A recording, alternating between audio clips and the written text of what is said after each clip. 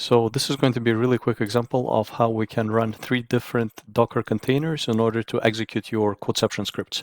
So it's a very simple setup with the first Docker container having your Codeception library. Then the second one is going to be the one running the PHP service using Apache. And then the third one is going to be the standalone Chrome Selenium server with the browser, etc. The setup is super simple. What you can do is actually pull the library from this URL here, and it's going to contain the following files. So if we do a quick breakdown here, we have the Docker Compose file, which is basically linking these 3 together in one place in a .yml YAML file. And we can see here that the setup is the following. So the first service is going to be our Codeception library. It's going to pull the files directly from the Codeception repository. It says that it depends on Chrome and web. So that means that we need web and Chrome to be running in order for this to be active. The volumes, that means that whatever files you have in your current folder, so the folder that has this YAML file, are going to be accessible in the project folder of that container. So that container, when it starts up, it's going to have a project folder. So whatever is you have here is going to be in the project folder. The second container is the web, so that's your PHP running with Apache, and similar setup here. So whatever is in this folder here is going to be available in that container's var www HTML folder. And then the third one is basically your Selenium standalone Chrome server. So all of these are going to be available for your use once you run the following command, which is going to be docker compose up. So this right now is going to say that it's going to pull the images. So it's essentially going to download everything from scratch. I don't have it on this local machine right now. So this is going to take a bit of time. And while it's doing it, let's review the tests that we have. So the tests is actually, this is something that you would have on your local machine. So this is not something that is coming from the images, and it makes sense because that's where you're going to put your tests. So the tests and the Codeception YAML file, so that's the other file with your parameters and the settings, needs to be present. And then in the tests, this is where you can run, this is where you can write your tests essentially. So if we take a look at the exceptions.suite.yml file, we have here the different definitions.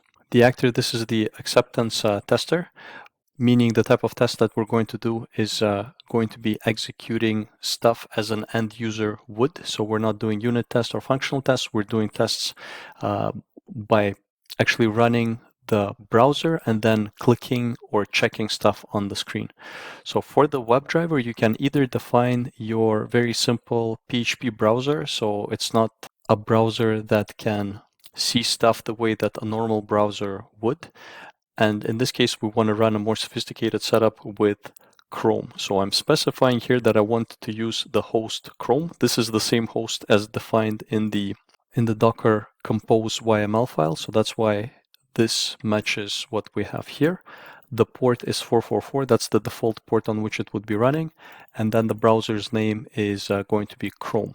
The URL, that means that that's the URL that we're going to go to start our tests. And the test itself is going to be in the acceptance folder. So we have 2 different tests here. The first one is just empty. And then the second one is going to be the test that is going to go onto the homepage of Google. And then it's going to search, see if it sees the word search. So if this checks out, that means our test is complete. Okay, so I got a bit of an error here. It says that, okay, so we just need to enable this file sharing in Docker. So what that means is I'm going to go to settings, resources, file sharing, and then I will add the file that was missing here. Apply and restart. Okay, perfect. So now let's try it again. I'm just going to do docker compose up. This time it should be a lot faster. Okay, so our service is up and running, so that's great. Now I'm going to open up another window and run the following command, which is actually going to run our test.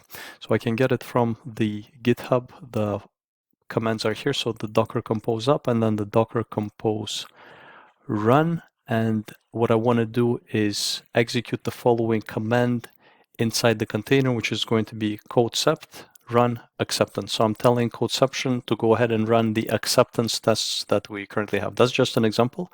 If you use functional or unit testing, you would have, you could just run, for example, run, which is going to execute all of your tests. So let's go here, paste, go. Okay, so I guess the go would work better if I was in the right folder. So let's go ahead and do that. All right, so we are back. I'm in the right folder, and actually we're running the test right now, and this is the result that it returns. So we can see here that after I executed the command from the right place, we did the first test, it passed no problem, and then we're doing the second test right now, which is the test that goes to Google and then searches for the right text. And we can see that both commands actually worked. So just as a test, let's say I'm going to search for some gibberish, I'll save, and then I'll re-execute. We're going to see that the first test passed, and then the second test failed because obviously there's no gibberish on google.com.